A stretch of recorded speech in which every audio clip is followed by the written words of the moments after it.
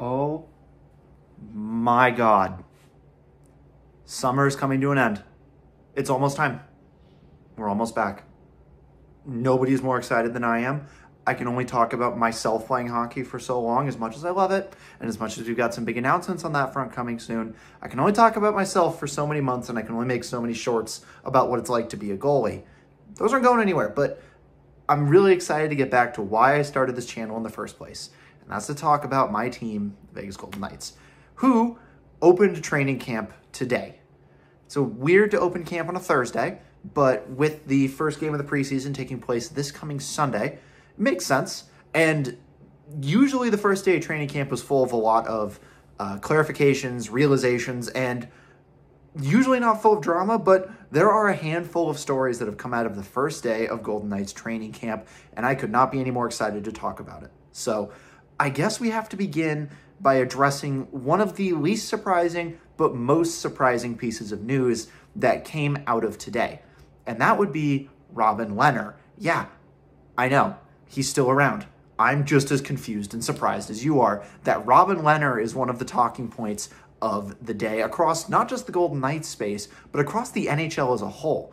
This story just gets more and more interesting. Obviously, he had his contract canceled a couple of years ago, and by canceled, I mean he's just been on LTIR for 3 straight years now after giving way to Logan Thompson in 2022 with a hip injury, and then something about exotic snakes and solar power companies and this, that, and the other thing. But he hasn't played hockey, let alone been to camp for the Golden Knights since 2022. And so the rule is you have to show up and pass your physical. And if you don't show up and pass your physical, then a whole host of things happen. And it appears as if that's what's happening with Lehner, as he did not show up to do his physical with the Golden Knights. And so the Golden Knights are working with the NHL and the NHLPA on what to do next. Odds are this may spell the end of the Panda's contract in Vegas. Obviously, he's been getting paid, and we have no idea what's going on behind the scenes. All indications say it's related to the bankruptcy procedure that he's involved in, but we're not entirely sure, from the public side anyway, what's going on. And I'm sure later on down the line in the future, if the way that Jonathan Marchessault is treating his time away from Vegas, we're going to find out what happened one way or another. It'll probably be something to say that the Knights have a toxic locker room culture, but I digress. Today's not the day to talk about former Conn Smythe winners and former players for the Golden Knights. It's time to talk about the future. So the situation with Lehner is slightly unclear, but it'll get more clear as we get further into camp, as the Golden Knights continue to talk with the NHL Central Office and the NHLPA. Next news, and we're going to keep this in the realm of goalies. We got to see Ilya Samsonov in a Golden Knights jersey for the first time. And no, it's not this practice jersey. This is the Adidas practice jersey. I'm still looking for my Fanatics practice jersey. They look really cool, and I like the stitched front as opposed to this one, which is kind of sticky and shiny. This is a great jersey. Brought it out exclusively for training camp. But the Fanatics jerseys made it through day one of camp, and they looked quite good on new goaltender Ilya Samsonov. Now, I've got my own opinions about Sammy. Maybe that's because I pay too much attention to Steve Dangle. Maybe I listened to the Steve Dangle podcast a little too much. But I have a few questions as to his reliability as a goaltender. Sure, we'll see how he does in a more goalie-friendly system under a more goalie-friendly goalie coach, and not in Toronto, which I cannot stress enough makes a massive difference. I mean, all you have to do is look to like Ryan O'Reilly, who says, yeah, no, Toronto sucks. Or the players who want to get out of Toronto. Or even Sheldon Keefe, former coach of the Leafs, saying, yeah, I get to go coach in the real NHL now. So with that, what I saw from Samsonov and the little bit of the clips I saw on Twitter on day one was he looks pretty good. I mean, at least from the 30 seconds I saw of him, fundamentally, he looks pretty good. And his pads look amazing. I think he's got the true pads that are mostly white. I think I've got a picture that I'm going to put up right now. They look pretty good.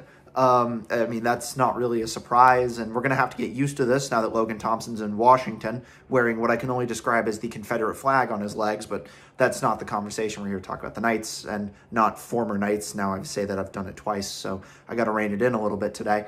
The biggest surprise on the goalie front, aside from Robin Lehner, is Adin Hill Obviously, he's going to be the starting goalie on opening night, and we'd be stupid to assume that he wouldn't be. He looks like he might be changing pads, and this is a super niche thing, and I've always noticed this even before I started playing goalie on the regular again. He's going to move from, it looks like he's going to move from True to Brian's, and the set that he's rocking this camp, it looks pretty good. I'm a fan of the classic blocker. I never personally would use it or own anything that looks like that, but I think it looks pretty cool. It's an interesting look, and the man's won a Stanley Cup. I think he's allowed to do whatever the hell he wants to do with his goalie gear. Maybe that won't be his only set for the year. In the past couple of years, have had a gold set and a white set, and this was the white one, so maybe there's a gold one somewhere in his locker. Maybe it's in a bag. Maybe it's en route to Las Vegas as we speak.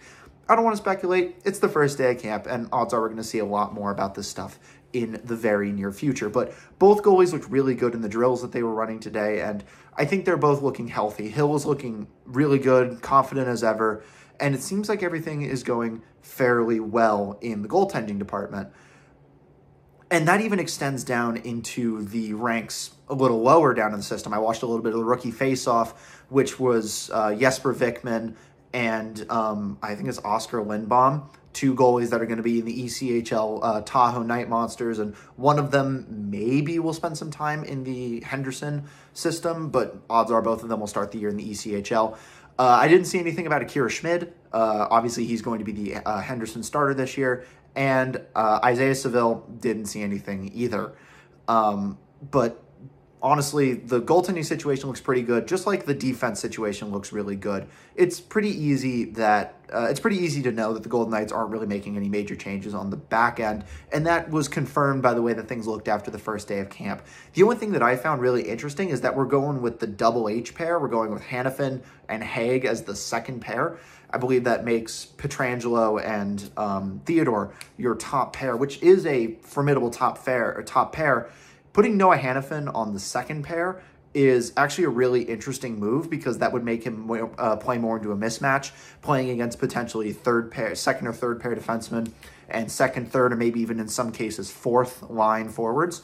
So that might work out very well for the Golden Knights. We're going to see in preseason games over the next week whether Hanifin and Haig have good chemistry or whether the front office and whether Bruce Cassidy is going to take us back to what we saw at the end of the year, which is Pietrangelo and Hanifin there as Pietrangelo's safety blanket so he doesn't, screw up again. But the defense is pretty clear. It's pretty straightforward. All the moves that were made in the offseason don't really impact what we expected the opening roster for this year to be. Alec Martinez moving on to Chicago isn't going to make that big of a difference because he was gone anyway. I think Ben Hutton's still around as the seventh defenseman, and then you've got Caden Korczak and all that, and Cormier as your 8 and 9 defensemen. So on the back end, the Golden Knights are looking to be just as formidable and honestly just as big as ever. Now, the real question coming into training camp is what was the vacancies on the front end going to look like? Because there was a lot of them. And the question was, I don't want to say it was answered on the first day, but it would at least give us an indication as to what Bruce Cassidy, Kelly McCrimmon, and George McPhee are thinking for what the opening night roster would look like. Obviously, we're going to start with the top line, and this was the one that I was always a little bit questionable about, but after reading some of the media and listening to some of the interviews out of today, it actually makes a little bit of sense, and the underlying numbers for when this has happened in the past actually supports this decision a little bit more.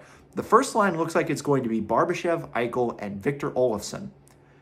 That one was a weird one to me until I looked at Olofsson's numbers the last time he played with Eichel in Buffalo, and he was like a great player. And apparently they had incredibly good chemistry the first day. It was like they never left. Olsson's great on the power play. He's a good foil for Eichel. He's a bit more of a shooter, whereas Eichel's a distributor. So that's an interesting and positive position. Second line should be very familiar. It's a little different from what I'm used to as a Golden Knights second line, but it actually makes a lot of sense. It's Pavel Dorofeyev, William Karlsson, and Mark Stone. That's good. That's a good line. That's a strong center between a good, sound defensive winger and a Pavel Dorofeyev who has just exploded onto the scene in the last 8 months of Golden Knights time. He played incredibly well during last regular season, and if it weren't for him getting a concussion in January against the Rangers, he probably would have put up Rookie of the Year numbers. Now, he was never going to win over Connor Bedard and Brock Faber, but he would have at least put himself in the conversation, just seeing as he had, I believe it was the second highest goals per game average among all NHL rookies and one of the highest shooting percentages among all rookies. So this kid can flat out play. He's been rewarded like it in the offseason, so it only makes sense that he's in the starting roster, at least as it stands now, in the top 6, which is fair given how many goals he put up last year and the fact that he's actually played pretty well with William Karlsson and with Mark Stone independently throughout major portions of the last season. Third line is where it gets a little interesting because I had one of these players up on the second line in the spot that Dorofeev currently sits in. And the third line right now is Holtz, Nick Waugh, and Tomas Hertl. And believe me, that still feels super uncomfortable to say that Tomas Hertl is a Golden Knight after spending 7 years despising him as a San Jose Shark. But at the same time, he's exactly what this team needs, and he is going to fit a really good role on this third line. It's a solid third line. That's got skill in Hertl, it's got speed in Holtz, and it's got size in Waugh. And I don't really know what else there is to say about that. Like, that's super solid. So yeah, I mean, yeah, that's going to be a third line that I want to talk about. It's going to be tough moving away from what was the strongest fourth line in hockey now that Will Carrier has moved on to Carolina. That fourth line being Keegan Kolesar, Will Carrier, and Nick Waugh, the best fourth line statistically in hockey the last 2 seasons. Just so good. We did not appreciate it while we had it. They did so much to win us the Stanley Cup in 2023. And I say without them, we don't have this banner. But they were so good, and this third line may almost be as good. Now, the new fourth line for the Golden Knights is where I think there's a little bit of wiggle room. Obviously, Keegan Kolesar is still around. He's going to be on that fourth line. Not because he's bad, because he's very talented, and he actually had some great flashes of skill last season. Just because you got to put him somewhere. And this is where it's going to get a little interesting, because there are some dead spots in the lineup. Obviously, after all those players left. One of the players that was there today was Tanner Pearson, the guy who's on a PTO with the Golden Knights. He's a very interesting piece in this entire equation because he's very skilled, put up a bunch of goals when he was healthy in Vancouver, but he hasn't been healthy in 2 seasons. So it's kind of unclear what he actually is going to bring to the table for the Golden Knights, and I'm going to be watching him very, very closely during the preseason, especially on Sunday, assuming I can watch the games on TV. That's a whole... We're going to see. If not, I'm just going to be like basing all of my opinions for the preseason based on clips I see on Twitter. God, I hope I can be able to watch all the preseason games because I need hockey back in my life. I don't really know who else slots in on that fourth line. I don't remember who was in there today. I would imagine it's like Brendan Brisson, or I'm sure there's a starting roster player that I'm forgetting. But you know, that's just kind of how it goes sometimes. The top 9 is really where the focus is on the Golden Knights because that's where a lot of the players left. That's where your vacancy is left by Jonathan Marchessault, Chandler Stevenson are, and so that's obviously where the attention is going to be drawn. There are a couple of other interesting stories. I do wonder, I referenced Brendan Brisson earlier, I wonder if he's going to make the opening night roster after a couple of years of teasing. I'm very curious as to where some of the players are going to set themselves apart in training camp. Obviously, Tanner Pearson's playing for a job, and I really hope he is able to come back and show the front office that he is the player that he was in Vancouver before his wrist kind of exploded.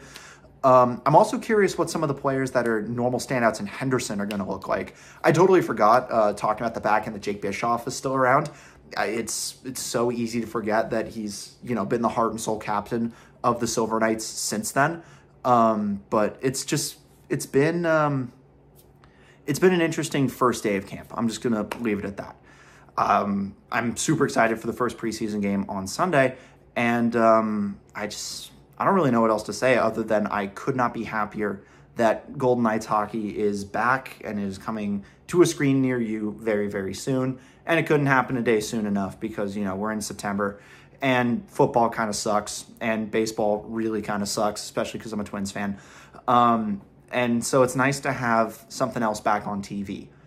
So with that being said, thank you very much for watching. I cannot wait to get back to talking about the Golden Knights because talking about myself gets exhausting, and watching myself get scored on a bunch is kind of demoralizing. But that content will still be coming fast and furious, especially with a big announcement coming up soon about where I'll be playing for the next year.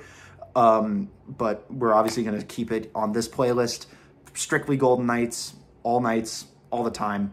And I'm super excited to get back and be super consistent this season, every game, every major news story, all that stuff. So that being said, hopefully I'll be able to watch the preseason game on Sunday. If I am, you'll get a full breakdown, full game breakdown right here on the channel, just like I always do. And if not, then I'm just going to improvise a little bit. But one way or another, you're getting something. So that being said, thank you for watching. I hope you guys enjoyed. If you enjoyed this video, be sure to like it. Subscribe if you really liked the video. Check out my hockey podcast, The Wild Knights, which I do with a Wild fan, and we often yell at each other about things just like what we talked about today. I have a feeling we're going to have our preseason theories and breakdowns podcast coming out pretty soon, so be on the lookout for that on this channel as well. That being said, thank you for watching, and I'll catch you guys in the next one.